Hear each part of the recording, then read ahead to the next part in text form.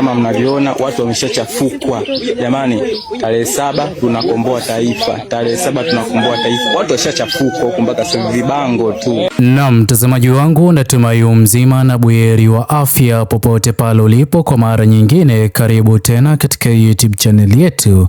Leo hii ikiwa ni tarehe 9 mwezi wa 6 mwaka 2026, kwa mara nyingine uongozi wa Rais Mama Samia Suluhu Hassan unazidi kupatana na changamoto za maandamano mapya katika Jamhuri ya Tanzania yanayozidi kuratibiwa kufanyika tarehe 7 mwezi wa 7 mwaka 2026.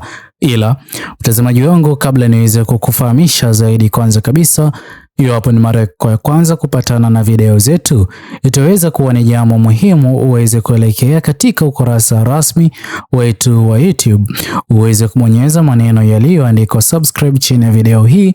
Muhimu kabisa uweze kulike na kushare video zetu kwa makundi mawili ama matatu. Naam mtazamaji wangu, kama mwanzo mwa video hii niliyoweza kuitanguliza, sote tumeweza kushuhudia jinsi gani ambavyo vipeperushi hivi sasa vimeweza kuanza kusambazwa, pia kukiwa na mjadala mzito hivi sasa katika mitandao ya kijamii kuhusiana na maandamano mapya yanayozidi kupangwa kufanyika tarehe 7 mwezi wa 7 mwaka 2026. Hii hapa ni kutokana na baadhi ya sababu hizi ambazo Tanzania na pia baadhi ya wanaharakati wanaamini ya kwamba uongozi ulioko madarakani lazima uweze kufanya mabadiliko. Kwanza kabisa, hoja ya kwanza ni kudai kuachiwa huru kwake Mheshimiwa Tundu Lissu.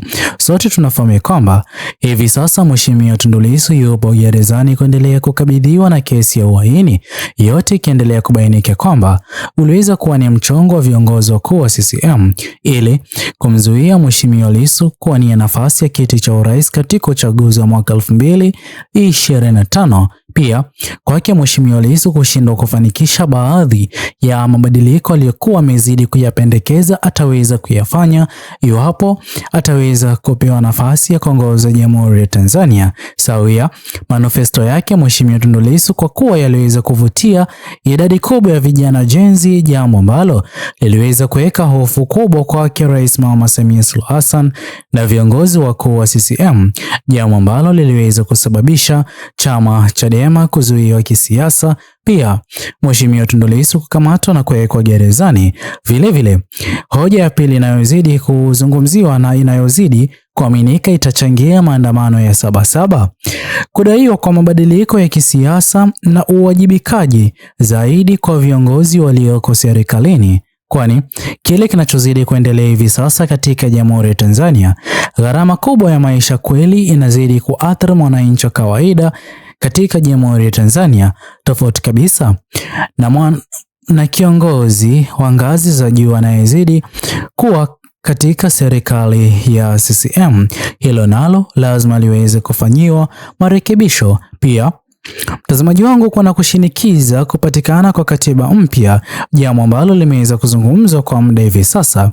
Ikumbukwe kwamba katika maandamano ya 29 Oktoba mwaka 2025, vijana Gen Z katika maandamano ya amani waliokuwa wakiandamana walikuwa wanapendekeza pakubwa katiba mpya iweze kupatikana katika Jamhuri ya Tanzania, jambo ambalo viongozi waliokuwa madarakani wakati huo hawakuwa tayari kusikiliza vijana Gen Z, jambo ambalo liliweza kusababisha swala la utumiaji wa nguvu kupita kiasi kutuliza vuguvugu la maandamano ya vijana Gen Z yaliyokuwa na nia na pia kuomba katiba mpya iweze kupatikana. Mtazamaji wangu, sote tunafahamu kwamba maandamano hayo ya amani hayakuwa ya amani tena baada ya vijana Gen Z kuaga dunia. Pia hoja ya nne inayozidi kuchangia pakubwa maandamano hayo ya Sabasaba ni kwa ajili ya kutetea haki za kiraia na kisiasa. Hivi sasa mtazamaji wangu, sote tunafahamu kwamba kweli kuna baadhi ya idadi kubwa ya wananchi wa Jamhuri ya Tanzania waliweza kuathirika na vurugu na maandamano ya vijana Gen Z mwaka 2025, ila hivi sasa inakuwa vigumu kwa jamaa walioweza kupata majeraha hadi leo hii kusalia na makovu kujitokeza hadharani kudai haki, jambo ambalo linazidi kusababisha jamaa hao kuendelea kuwa katika kipindi kigumu kutokana na wao kushindwa kufanya shughuli zao za kila siku, jambo ambalo hivi sasa linazidi kupendekezwa liweze kufanyiwa marekebisho, kuweze kuwa na uhuru wa kujiwasilisha na hata kuzungumzia baadhi ya mambo ambayo hawazidi kuyafurahia chini ya uongozi ulioko madarakani, na ndipo ambapo kutaweza kuwa na kutetea kwa haki za raia na za kisiasa, jambo ambalo itakuwa ni afueni kubwa kwa mamilioni ya Watanzania hivi sasa katika Jamhuri ya Tanzania kutokana na hali ya kisiasa ilivyo hivi sasa chini ya uongozi wa CCM.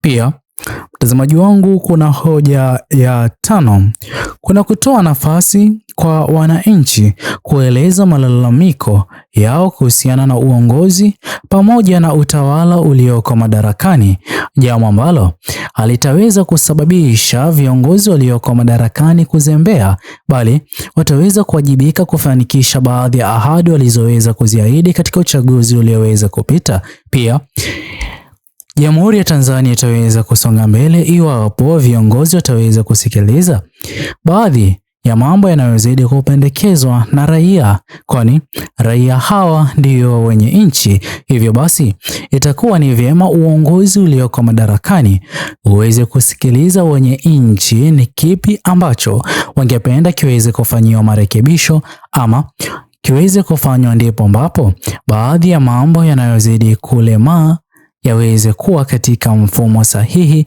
na pia kusaidia Jamhuri ya Tanzania kuendelea kiuchumi, jambo ambalo itaweza kusaidia kupunguza gharama kubwa ya maisha, kwani iwapo Jamhuri ya Tanzania itaweza kuendelea kiuchumi, moja kwa moja serikali iliyoko madarakani itaweza kuweka ajira hasa kwa vijana Gen Z, na kipindi na wakati ambapo wataweza kupata ajira, basi moja kwa moja watakuwa wakiwajibika ili kupata pesa za kukidhi mahitaji yao, jambo ambalo litaweza kupunguza hata mipango ya kuandamana na kupinga serikali iliyoko madarakani.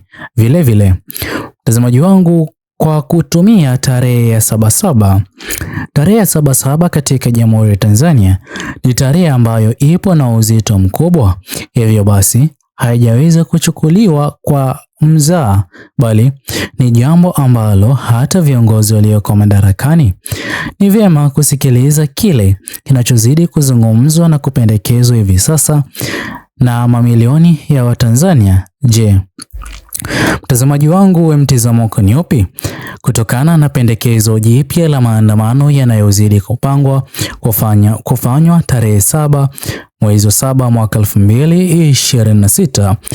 Usisahau kusubscribe, like, comment na kushare video zetu kwa makundi mawili ama matatu. Bye bye until the next video.